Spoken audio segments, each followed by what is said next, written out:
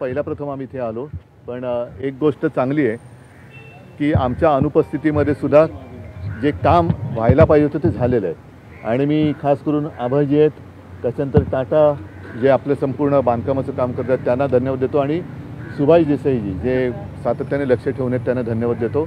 जवळपास आता जे कन्स्ट्रक्शन ज्याला आपण म्हणतो बांधकाम ते पूर्ण झालेलं आहे, जवळपास झालेलं आहे। काही काही बारीक सारीक गोष्टी अजून बाकी आहेत, त्याच्यानंतर खरं काम सुरू होईल।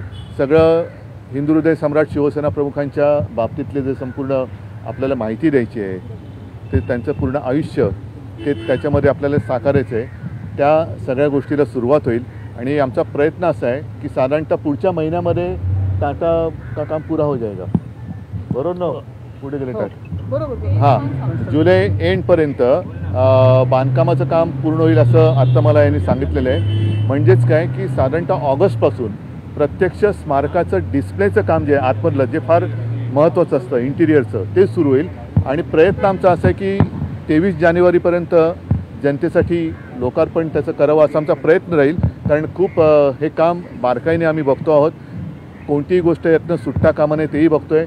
आणि आज पुन्हा एकदा आपल्या माध्यमातून मी तमाम नागरिकांना आणि हिंदू हृदय सम्राट प्रेमींना विनंती करतो की आपल्याकडे जर काही त्यांच्या बाबतीतले काही फोटो असतील, काही लेख असतील, बातम्या असतील, भाषणं असतील, काही आठवणी असतील, तर कृपा करून आपण शिवसेना भवन येथे आणून द्या किंवा आपलं स्मारकावरती इकडे आणून द्यावी, की जेणेकरून त्याचाही उपयोग आपल्याला या स्मारकामध्ये करता येईल। आतापर्यंत किती टक्के काम पूर्ण? नाही, मी टक्क्यामध्ये कधी मोजत नाही। मी जसं सांगितलं की बांधकामाचं काम जे पहिलं महत्त्वाचं असतं, कारण तुम्हाला कल्पना आहे की पाठीकडे समुद्र आहे, त्याच्यामुळे पाण्याचा प्रचंड रेटा हा ह्या इथल्या सर्वच बांधकामांवरती येत असतो।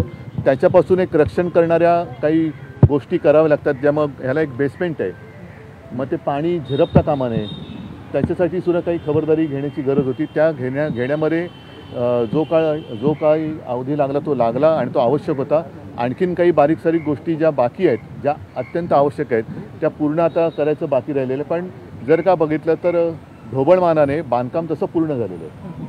उद्या वर्धापन दिन आहे शिवसेनेचा, ते उद्या भेटू ना आपण, या उद्या सगळ्यांना मी आमंत्रण देतोय। उद्या बोलू। एक राजकीय प्रश्न आहे, उद्या राजकीय महत्त्वाचा राजकीय प्रश्न आहे की छगन भुजबळ सध्या एनसीपीत अस्वस्थ आहेत, त्यांचे कार्यकर्ते म्हणत आहेत की काही वेगळी भूमिका घ्या आणि त्यांच्या मनातली खंतही ते जाहीरपणे व्यक्त करतात। एकूण जो शिवसेनेचा कालावधी आपण पाहतो आहोत, हिंदू हृदय सम्राटांचं हे स्मारक आहे, त्याच्यामुळे ज्या ज्या व्यक्ती ज्या ज्या वेळेला त्यांच्या सान्निध्यात होत्या त्या सगळ्यांचा उल्लेख या स्मारकात असेल। नाही, पण उद्धवजी जे म्हटलं जातं की भुजबळ संपर्कात आहे, उद्धवजी बाळासाहेब ठाकरे यांच्या स्मारकाची पाहणी उद्धव ठाकरे यांनी केलेली आहे आणि याच वेळी त्यांनी स्मारकाचं काम जवळपास पूर्ण झाल्याची माहिती सुद्धा माध्यमांना दिली आहे।